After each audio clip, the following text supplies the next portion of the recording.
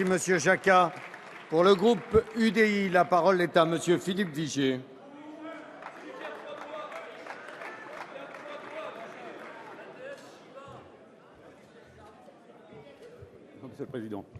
Monsieur le Président, Madame la Ministre, Monsieur le Ministre, Monsieur le rapporteur, mes chers collègues, l'Assemblée nationale est aujourd'hui amenée à se prononcer une seconde fois sur le projet de loi garantissant l'avenir et la justice du système des retraites. Nous vous avions averti en première lecture, en renonçant à apporter une réponse ambitieuse aux défis auxquels est confronté notre système de retraite, vous preniez le risque de provoquer une crise de confiance en notre système de retraite par répartition. Vous avez d'ores et déjà franchi une première étape dans cette crise de confiance, puisque vous avez réussi l'exploit de fédérer vos alliés comme votre opposition contre ce projet de loi injuste et qui ne garantira en rien, et vous le savez, l'avenir de notre système de retraite. En première lecture, vous aviez ainsi été contraint de l'adopter privé du soutien de vos alliés. Vous avez ensuite été amené à le rejeter vous-même au Sénat. Le chemin de croix se poursuit. Vous êtes maintenant obligé de vous réfugier derrière l'article 44 de la Constitution pour forcer notre Assemblée à se prononcer par un seul vote sur l'ensemble de ce projet de loi et sur son article 4 que le Parlement a par 3 fois combattu et rejeté. Ce bâillon procédural dissimule mal votre fébrilité et l'incompréhension des vôtres auxquels vous voulez à nouveau tordre le bras. Ils savent que votre intransigeance est coupable. Ils portent en eux l'intime conviction que la baisse des pensions, qui frappera de plein fouet les retraités les plus pauvres, et la hausse des cotisations jusqu'en 2017, qui pèsera sur le pouvoir d'achat et la compétitivité, ne sont ni justes ni efficaces.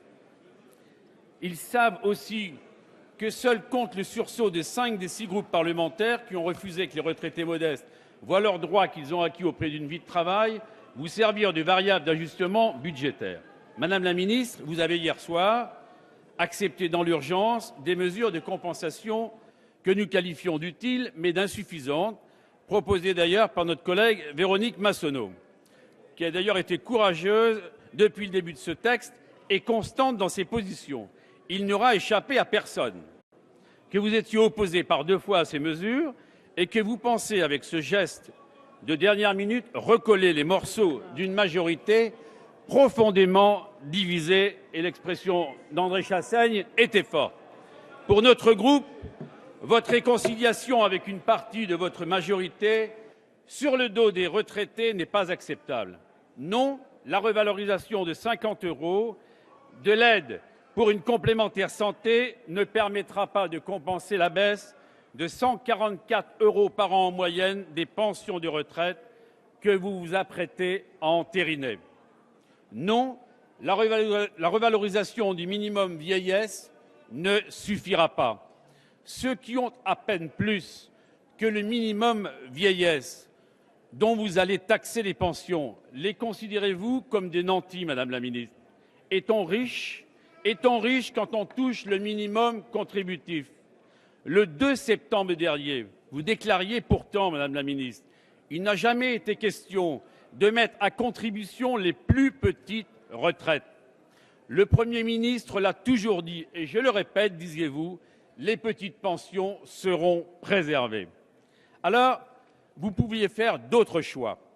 Pourquoi avoir balayé d'un revers de main la proposition du groupe UDI d'alourdir la taxation des retraites chapeaux et des parachutes dorés, qui avait été par 3 fois étudiée en commission et tout d'un coup, avec un coup de baguette magique, qui n'a même pas été examiné dans cet hémicycle?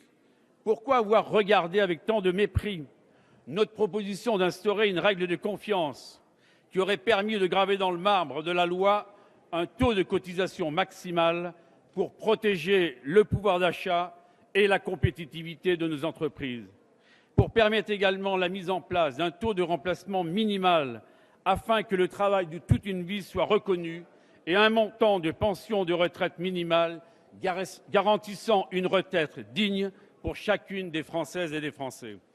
L'addition d'impôts et la multiplication des taxes ne font pas une réforme. Vous auriez dû avoir le courage de prendre des mesures fortes qui permettraient d'assurer aux Françaises et aux Français, en particulier pour les plus jeunes, de la viabilité de notre système de retraite.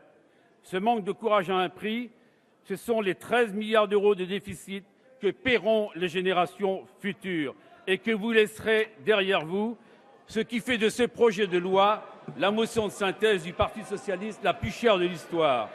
Le groupe S'il vous plaît, on laisse finir Monsieur Vigier. Le groupe UDI votera donc contre ce projet de loi, car il ne garantit ni l'avenir, ni la justice du système des retraites. Je vous remercie. Merci.